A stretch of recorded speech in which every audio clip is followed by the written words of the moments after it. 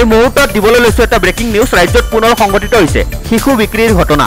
শিৱসাগৰৰ জয়সাগৰত এগৰাকী অবিবাহিত যুৱতীয়ে নৱজাতকক বিক্ৰীৰ সন্দেহ কৰা হৈছে।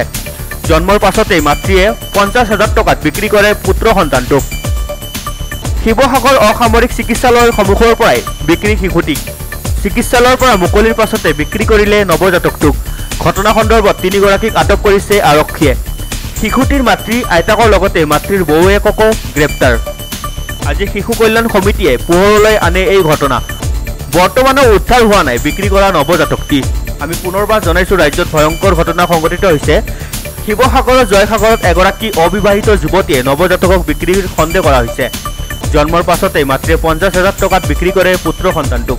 শিৱসাগৰ অসামৰিক চিকিৎসালয়ৰ সন্মুখৰ পৰাই বিক্ৰী শিশুটিক। চিকিৎসালয়ৰ পৰা মুকলিৰ পাছতে বিক্ৰী কৰিলে নৱজাতকটোক।